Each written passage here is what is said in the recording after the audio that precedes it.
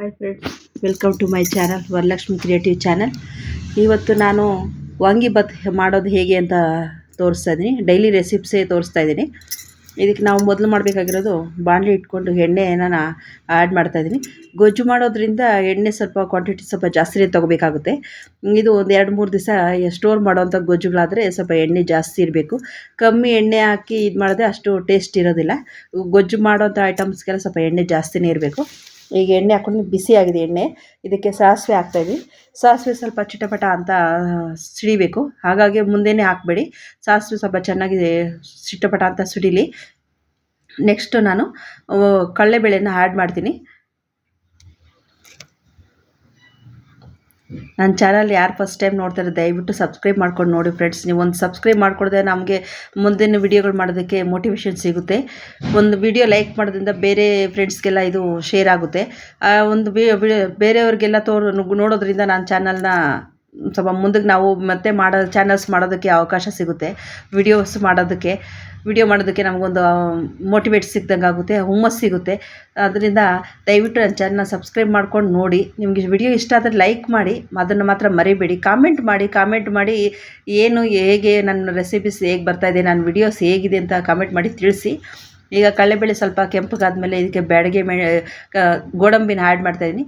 ಈಗ ನೋಡಿ ತಟ್ಟೆಯಲ್ಲಿ ನಾನು ಈರುಳ್ಳಿ, ಬ್ಯಾಡಗೆ ಮೆಣಸಿನ್ಕಾಯಿ, ಕರಿಬೇವು ಸೊಪ್ಪು, ಬಟಾಣಿ ಹಾಗೂ ಕ್ಯಾಪ್ಸಿಕಮ್ನ ಕಟ್ ಮಾಡಿ ಇಟ್ಕೊಂಡಿದ್ದೀನಿ. ಈಗ ಮೊದಲಿಗೆ ನಾನು ಬ್ಯಾಡಗೆ ಮೆಣಸಿನ್ಕಾಯಿ ಮತ್ತು ಕರಿಬೇವು ಸೊಪ್ಪನ್ನ ಆ್ಯಡ್ ಮಾಡ್ತಾಯಿದ್ದೀನಿ. ಆನಂತರ ಬಟಾಣಿನ ಆ್ಯಡ್ ಮಾಡ್ತೀನಿ. ಅದು ಸ್ವಲ್ಪ ಎಣ್ಣೆಯಲ್ಲಿ ಹೊಂದ್ಕೊಂಡಿದ್ದ ತಕ್ಷಣ ನಾನು ಈರುಳ್ಳಿ ಮತ್ತು ಕ್ಯಾಪ್ಸಿಕಮ್ನ ಆ್ಯಡ್ ಮಾಡ್ತಾಯಿದ್ದೀನಿ. ಅದು ಸ್ವಲ್ಪ ಕೆಂಪಗಾಗಬೇಕು, ಅದು ಸ್ವಲ್ಪ ಬೇಯಬೇಕು. ಈರುಳ್ಳಿ ಸ್ವಲ್ಪ ಬೇಗ ಬೇಯಬೇಕು ಅಂದರೆ ಸ್ವಲ್ಪ ಸಾಲ್ಟ್ ಹಾಕಬೇಕಾಗುತ್ತೆ. ನಾನು ಸಾಲ್ಟ್ ಸಹ ನನಗೆ ಟೇಸ್ಟಿಗೆ ತಕ್ಕಷ್ಟು ಸಾಲ್ಟ್ ಕೂಡ ಆ್ಯಡ್ ಮಾಡಿಬಿಡ್ತೀನಿ.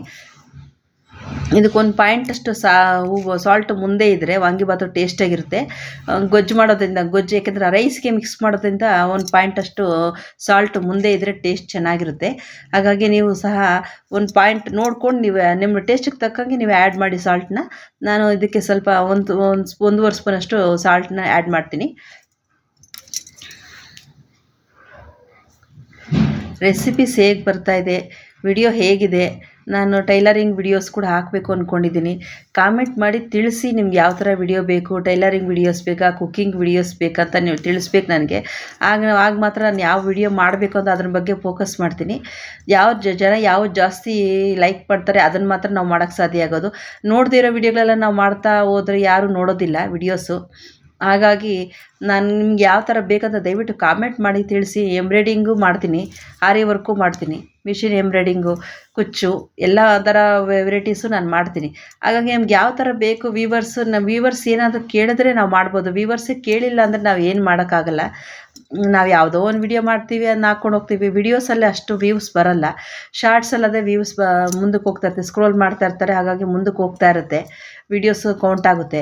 ಹಾಗಾಗಿ ಪ್ರತಿ ಸರಿನೂ ನಾವು ವಾಯ್ಸ್ ಓವರ್ ಇಲ್ದಿರ ಏನು ರೆಮಿಡಿಗಳು ಏನು ಹಾಕಿದ್ವಿ, ಐಟಮ್ಸ್ ಏನು ಹಾಕಿದ್ದೀವಿ ಅಂತ ಹೇಳ್ದಿರ ಬರೀ ಮ್ಯೂಸಿಕ್ ಆ್ಯಡ್ ಮಾಡಿಕೊಂಡು ವಿಡಿಯೋಸ್ ಮಾಡಿದ್ರೆ ಅಷ್ಟು ಚೆನ್ನಾಗಿ ಗೊತ್ತಾಗಲ್ಲ, ಜನಕ್ಕೆ ಏನು ಆ್ಯಡ್ ಮಾಡಿದ್ದಾರೆ ಅಂತ ಗೊತ್ತಾಗಲ್ಲ. ಹಾಗಾಗಿ ನಾನು ವಿಡಿಯೋಸ್ ಮಾಡಬೇಕು ಅಂತ ಅಂದ್ಕೊಂಡಿದ್ದೀನಿ, ಶಾರ್ಟ್ಸ್ಗಿಂತ ವಿಡಿಯೋಸ್ ಮಾಡಬೇಕು ಅಂತ. ಈಗ ನೋಡಿ ನಾನು ಅದಕ್ಕೆ ಒಂದು 1/2 ಸ್ಪೂನಷ್ಟು ಅರಿಶಿನ ಆ್ಯಡ್ ಮಾಡಿದ್ದೀನಿ. ಈಗ ಅರಿಶಿನ ಸ್ವಲ್ಪ ಎಣ್ಣೆಲಿ ಹೊಂದ್ಕೊಂಡಿದ್ದ ತಕ್ಷಣ ಅದಕ್ಕೆ ಒಂದು ಚೆನ್ನಾಗಿ ಹಣ್ಣಾಗಿರೋಂಥ ಟೊಮೊಟೊ ಆ್ಯಡ್ ಮಾಡ್ತಾಯಿದ್ದೀನಿ. ಇದಕ್ಕೆ ನಾಟಿ ಟೊಮೊಟೊ ಇದ್ದರೆ ತುಂಬ ಚೆನ್ನಾಗಿರುತ್ತೆ. ಆದರೆ ನನಗಿಲ್ಲಿ ನಾಟಿ ಟೊಮೊಟೊ ಸಿಕ್ಕಿಲ್ಲ, ಫಾರಮ್ ಟೊಮೊಟೊ ಸಿಕ್ಕಿದ್ದು. ಅದರಿಂದ ನಾನು ಒಂದು ದಪ್ಪದು ಇರೋಂಥ 2 ಟೊಮೊಟೊನ ಆ್ಯಡ್ ಮಾಡಿದ್ದೀನಿ. ಅದು ಸ್ವಲ್ಪ ಚೆನ್ನಾಗಿ ಬೇಯಬೇಕು. ಅದು ಚೆನ್ನಾಗಿ ಬೆಂದು ಮೆತ್ತಗಾದ್ಮೇಲೆ ತೊಳೆದು ಕಟ್ ಮಾಡಿ ಇಟ್ಕೊಟ್ಟಂಥ ನಾನು ಬಿಳಿ ಬದನೆಕಾಯಿನ ಆ್ಯಡ್ ಮಾಡ್ತಾಯಿದ್ದೀನಿ. ಇದು ಬೇಗ ಬೆಂದ್ಬಿಡುತ್ತೆ, ಜಾಸ್ತಿ ಟೈಮ್ ತೊಗೊಳೋದಿಲ್ಲ. ಹಾಗಾಗಿ ಲಾಸ್ಟಲ್ಲಿ ಹಾಕ್ಕೊಳೋದು. ಬೇಗ ಫಸ್ಟೇ ಆ್ಯಡ್ ಮಾಡಬೇಡಿ, ಬೇಗ ಬೆಂದೋಗ್ಬಿಟ್ಟೆ ಒಂಥರ ಮೆತ್ತಗಾಗ್ಬಿಡುತ್ತೆ, ಚೆನ್ನಾಗಿರಲ್ಲ. ಬದನೆಕಾಯಿ ಬಾಯಿಗೆ ಸಿಗ್ತಾಯಿದ್ರೆ ಟೇಸ್ಟಾಗಿರುತ್ತೆ. ಈಗ ನೋಡಿ ಸ್ವಲ್ಪ ಚೆನ್ನಾಗಿ ಹೊಂದ್ಕೊಂಡ್ಲಿ ಅದು. ಈಗ ಅಕ್ಕಪಕ್ಕದಲ್ಲಿ ಮನೆಗಳಿರೋದ್ರಿಂದ ಗಾಡಿ ಸೌಂಡು, ಮಕ್ಕಳ ಸೌಂಡ್ ಎಲ್ಲ ಆಗ್ತಾ ಇರುತ್ತೆ. ದಯವಿಟ್ಟು ವ್ಯೂವರ್ಸ್ ಯಾರು ಬೇಜಾರು ಮಾಡ್ಕೋಬಾರ್ದು. ಮಾಡ್ಕೊಂಡಿರೋ ವಿಡಿಯೋಸ್ ಹೇಗೆ ಬರ್ತಿದೆ ಅಂತ ಕಾಮೆಂಟ್ ಮಾಡಿ. ಈಗ ನೋಡಿ ಬದನೆಕಾಯಿ ಸ್ವಲ್ಪ ಬೆಂದು ಫ್ರೈ ಆಯಿತು ಚೆನ್ನಾಗಿ. ಈಗ ನಾನು ಅದಕ್ಕೆ ತುರಿದಿಟ್ಕೊಂಡಿರುವಂಥ ಒಣಕೊಬ್ಬರಿನ ಆ್ಯಡ್ ಮಾಡ್ತಾಯಿದ್ದೀನಿ. ಒಂದು ಮುಷ್ಟಿಯಷ್ಟು ಒಣ ಕೊಬ್ಬರಿನ ಆ್ಯಡ್ ಮಾಡಿದ್ರೆ ಟೇಸ್ಟ್ ಚೆನ್ನಾಗಿರುತ್ತೆ. ಇದಕ್ಕೆ ನಾನು ರೆಡಿಮೇಡ್ ಅಂಗಡಿಯಲ್ಲಿ ಸಿಗೋಂಥ ವಾಂಗಿಬಾತ್ ಪೌಡ್ರನ್ನೇ ಆ್ಯಡ್ ಮಾಡ್ತಾಯಿದ್ದೀನಿ. ಮನೆಯಲ್ಲೇ ಪೌಡ್ರ್ ಮಾಡ್ಕೊತೀನಿ. ಈಗ ನನಗೆ ಟೈಮ್ ಇಲ್ಲದೆ ಇರೋದನ್ನ ನಾನು ಮನೇಲಿ ಮಾಡಿಲ್ಲ. ನಾನು ನೆಕ್ಸ್ಟ್ ವಿಡಿಯೋದಲ್ಲಿ ಮನೇಲಿ ಮಾಡಿದಾಗ ಅದನ್ನು ವಿಡಿಯೋ ಸಹ ನಾನು ಏನು ಹಾಕ್ತೀನಿ ವಾಂಗಿಬಾತ್ಗೆ ಅಂತ ಪೌಡ್ರಿಗೆ ಅಂತ ಅದನ್ನು ರೆಸಿಪಿನ ನಾನು ಶೇರ್ ಮಾಡ್ತೀನಿ. ಈಗ ಇದಕ್ಕೆ ಒಂದು 5ರಿಂದ 6 ಸ್ಪೂನ್, ಚಿಕ್ಕ ಸ್ಪೂನು 5ರಿಂದ 6 ಸ್ಪೂನಷ್ಟು ವಾಂಗಿಬಾತ್ ಪೌಡ್ರ್ ನಾನು ರೆಡಿಮೇಡ್ ಪೌಡ್ರೇ ತೊಗೊಂಡಿದ್ದೀನಿ. ಅದನ್ನು ಡೈರೆಕ್ಟು ಅದಕ್ಕೆ ಆ್ಯಡ್ ಮಾಡಬೇಕು. ನೋಡಿ 5 ಸ್ಪೂನಷ್ಟಿದೆ, ಚಿಕ್ಕ ಸ್ಪೂನ್ಗಳು. ಅದು 5 ಸ್ಪೂನಷ್ಟು ವಾಂಗಿಬಾತ್ ಪೌಡ್ರ್ ನಾನು ಆ್ಯಡ್ ಮಾಡಿದ್ದೀನಿ. ಈಗ ಆ್ಯಡ್ ಮಾಡಿ ಚೆನ್ನಾಗಿ ಪುಡಿ ಎಲ್ಲ ಮಸಾಲೆಗೆ ಹಾಕಿರೋ ಐಟಮ್ಸ್ಗೆಲ್ಲ ಇಂಗ್ರೀಡಿಯೆಂಟ್ಸ್ಗೆಲ್ಲ ಚೆನ್ನಾಗಿ ಹೊಂದ್ಕೋಬೇಕು. ಹಾಗಾಗಿ ಚೆನ್ನಾಗಿ ಮಿಕ್ಸ್ ಮಾಡಿ ಅದನ್ನು ಸಣ್ಣ ಉರಿಯಲ್ಲಿ ಇಟ್ಬಿಡಬೇಕು. ಏಕೆಂದರೆ ಎಣ್ಣೆ ಬಿಟ್ಕೋಬೇಕು. ಇವಾಗ ನಾವು ಹಾಕಿರೋ ಎಣ್ಣೆ ಚೆನ್ನಾಗಿ ಬಿಟ್ಟು ಈಚೆಗೆ ಬಂದರೆ ಐಟಮ್ಸ್ ಇದರಿಂದ ಈಚೆಗೆ ಬಂದರೆ ಗೊಜ್ಜು ಸುಮಾರು ದಿವಸ ಒಂದು 2-3 ದಿವಸ ಇರುತ್ತೆ. ನಾವು ಆ ಥರ ಅರ್ಧಂಬರ್ಧ ಬೇಯಿಸ್ಬಿಟ್ಟು ಎಣ್ಣೆ ಇದಾಗ್ದಿರ ನಾವು ಬಿಟ್ಬಿಟ್ರೆ ಸಾಯಂಕಾಲ ಬೆಳಗ್ಗೆ ಅಷ್ಟೊತ್ತಿಗೆಲ್ಲ ಹಳಸೋದಂಗೆ ಆಗ್ಬಿಡುತ್ತೆ. ಹಾಗಾಗಿ ಚೆನ್ನಾಗಿ ಎಣ್ಣೆ ಬರಬೇಕು, ಎಣ್ಣೆ ಕಾಣಿಸ್ಬೇಕು, ಎಣ್ಣೆ ಬಿಡಬೇಕು ಐಟಮ್ಸ್ ನಾವು ಹಾಕಿರೋದು. ಆ ಥರ ಅಲ್ಲಿವರೆಗೂ ಸಣ್ಣ ಉರಿಯಲ್ಲೇ ತಿರುಗಿಸ್ಕೊಡ್ತಾ ಇರಬೇಕು. ತಳ ಹಿಡಿಯೋದು ಜಾಸ್ತಿ, ಪುಡಿ ಹಾಕಿರೋದು ತಳ ಹಿಡಿಯುತ್ತೆ. ಹಾಗಾಗಿ ತಿರುಗಿಸ್ಕೊಡ್ತಾ ಇರಬೇಕು. ಈಗ ನಾವು ಇದಕ್ಕೆ ಮುಂಚೆನೇ ಜಾಸ್ತಿ ದಿವಸ 2-3 ದಿವಸ ಇಡಬೇಕು ಅಂದರೆ ಕೊತ್ತಂಬರಿ ಸೊಪ್ಪು ಕೂಡ ನಾವು ಈಗಲೇ ಆ್ಯಡ್ ಮಾಡಬೇಕು. ಇಷ್ಟಪಡೋರು ರೈಸ್ ಮಿಕ್ಸ್ ಮಾಡುವಾಗ ಹಾಕ್ಕೊಂಡ್ರು ಹಾಗೂ ಚೆನ್ನಾಗಿರುತ್ತೆ. ಈಗ ನೋಡಿ ನಾನು ಕೊತ್ತಂಬರಿ ಸೊಪ್ಪು ಆ್ಯಡ್ ಮಾಡಿದ್ದೀನಿ. ಸಣ್ಣ ಉರಿಯಲ್ಲೇ ಎಣ್ಣೆ ಬಿಡೋವರೆಗೂ ನಾನು ಅದನ್ನು ಕೆದಕ್ತಾನೆ ಇರಬೇಕು. ಇಲ್ಲಾಂದರೆ ತಳ ಹಿಡಿದ್ಬಿಟ್ರೆ ಸಿಹಿ ವಾಸನೆ ಬಂದುಬಿಟ್ರೆ ಗೊಜ್ಜು ಕೆಟ್ಟೋಗುತ್ತೆ. ಹಾಗಾಗಿ ತಿರುಗಿಸ್ತಾನೇ ಇರಿ.